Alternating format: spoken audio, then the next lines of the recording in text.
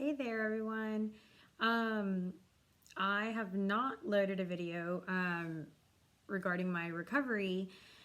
It's taken me a little bit longer than I expected it to, and it's not because anything bad has happened after surgery or after my last video. Actually, life has just gotten a little bit busier because, y'all, thank God, I'm getting better.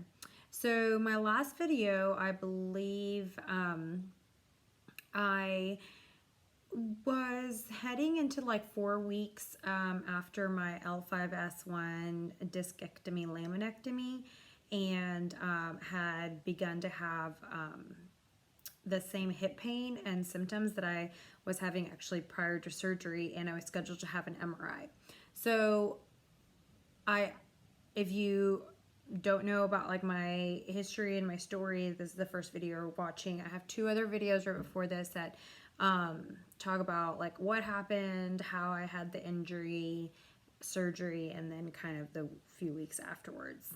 Right now, I am pretty much hitting almost 3 months after surgery, and things are going a lot better.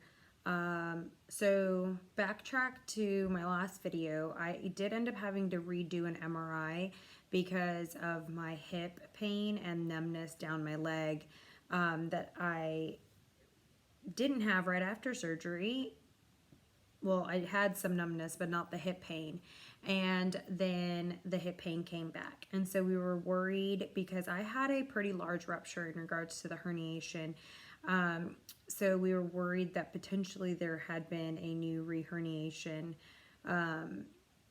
since those symptoms came back. So come to find out, the MRI thankfully showed that there was not a reherniation, but I had major inflammation throughout my nerves and my nerve roots, the ones that were affected from the herniation and the extrusion, which was the piece that had broken off and that was sitting on my nerve.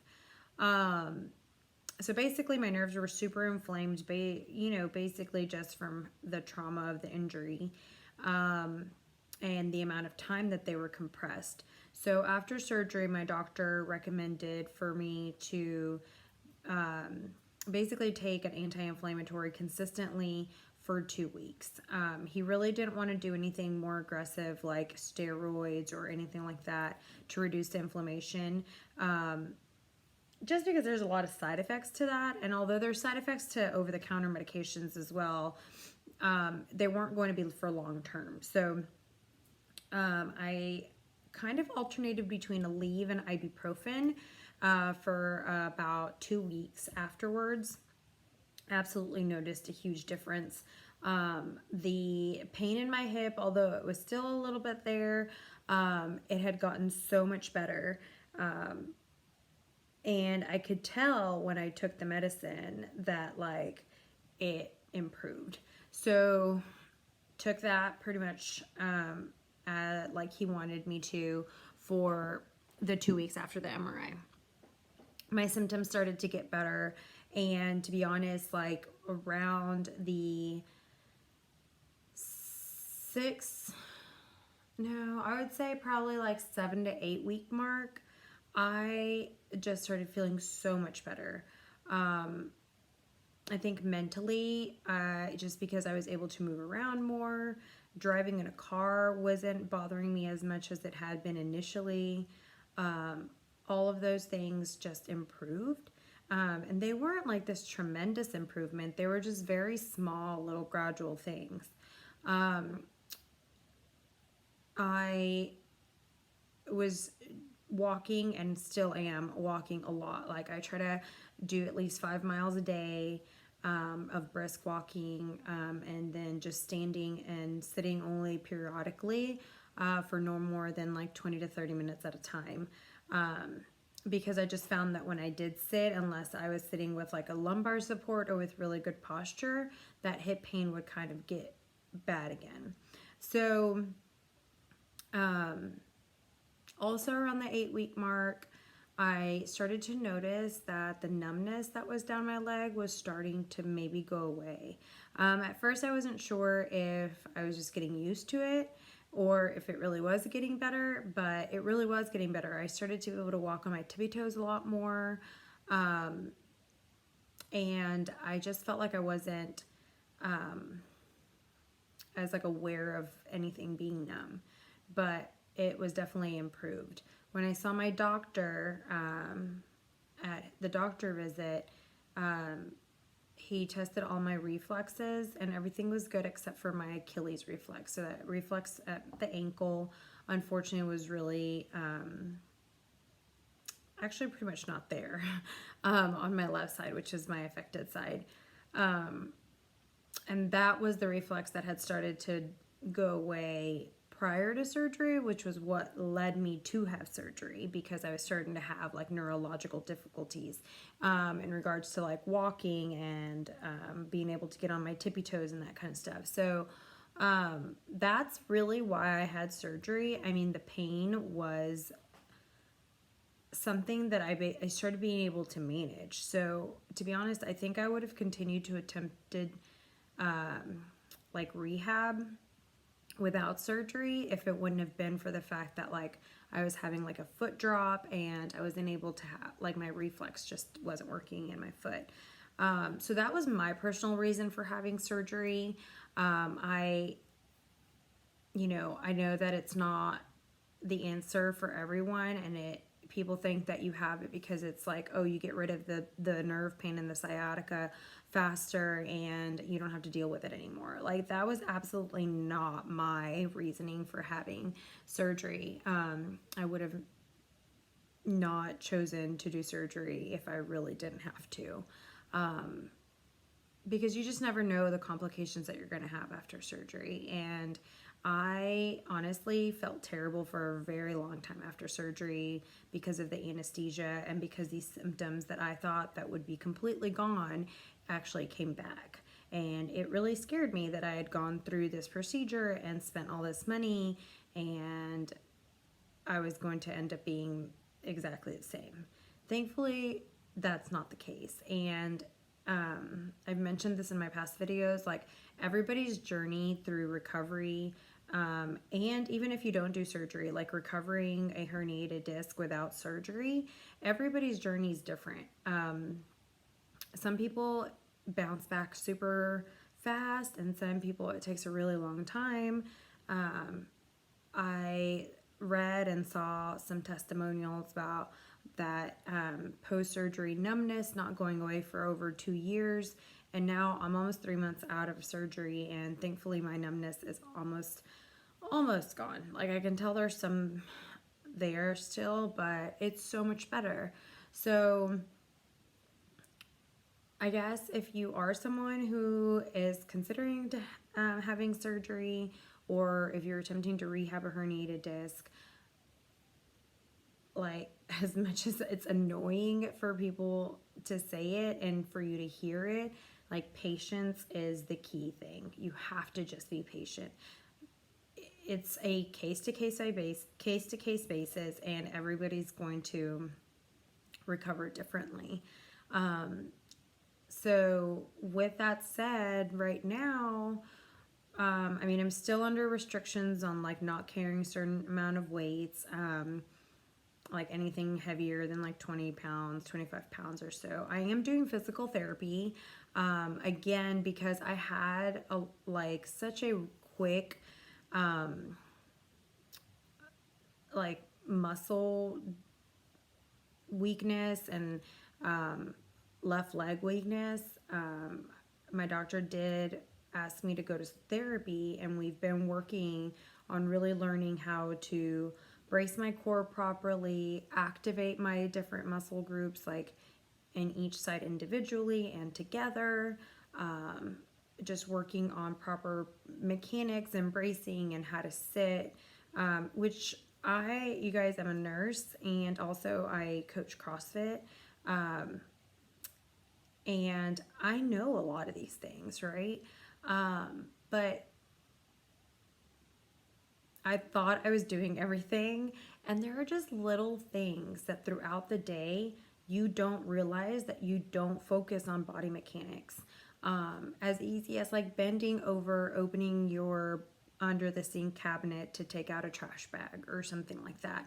It's like we just bend over and bow down and like have full flexion in our spine, and we don't do it with proper mechanics. And it's actually those tiny little things that you do repetitively and consistently throughout your life that can affect you and cause herniations to happen. It wasn't like I was lifting weights and I felt like my back started to hurt. I never had back pain. It wasn't like I was moving a patient and I felt my back go out. Like that never happened to me. I literally was traveling in an airplane, sitting down for extremely long time, and the next day my hip hurt. Now, obviously, there was damage there from before, but all of my doctors have said that it all just leads to the path of like this has been ongoing, and who knows how long it's been there. And then finally, you know, the body just it adapts as much as it can until it can't anymore. So, anyhow, I just want to encourage everyone who is potentially still like really upset, if you're still having symptoms, if rehab is just taking a really long time, whether you had surgery or not, just know that everybody's timeline is different. And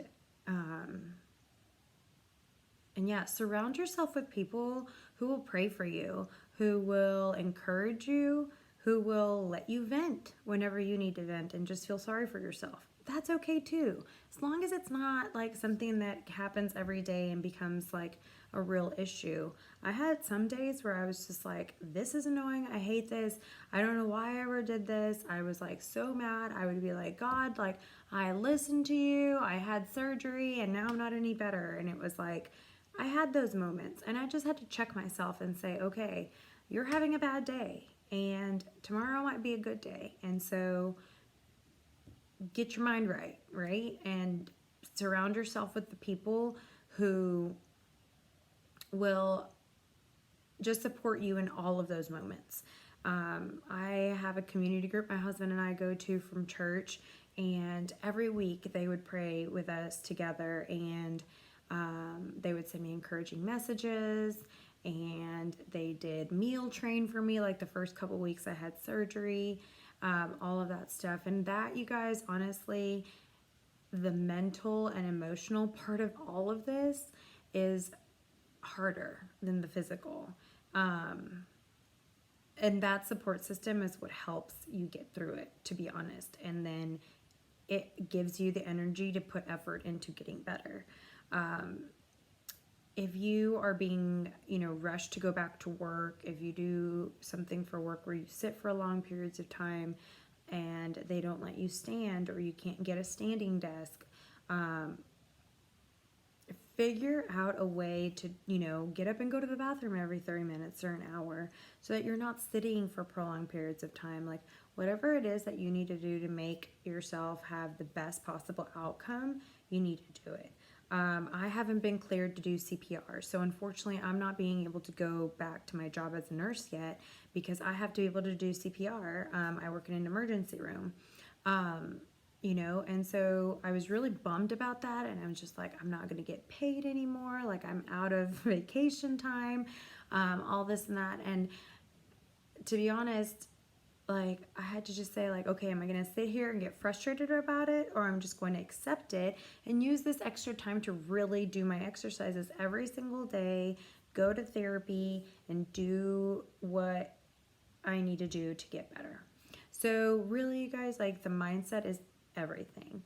So if you are going through rehabbing with no surgery, if you have had surgery, if surgery's coming up, all of those things, please comment below.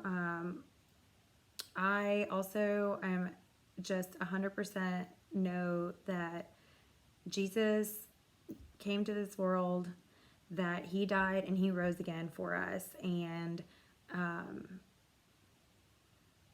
everything that you are given, like however hard and heavy it is, like he is there helping you through it. But if you need someone to just pray with you or send you a good message, you know, anything, leave a comment below. I would love to do that because it has helped me tremendously. So I hope that this is encouraging, and I will follow up in a couple of weeks when I have my 3-month doctor's appointment. Hopefully I'm cleared for CPR and I can go back to being a nurse full time and everything like that. So I will keep you guys updated. Otherwise, I hope that this has encouraged you in some way, and I will talk to you all soon. All right, have a great night.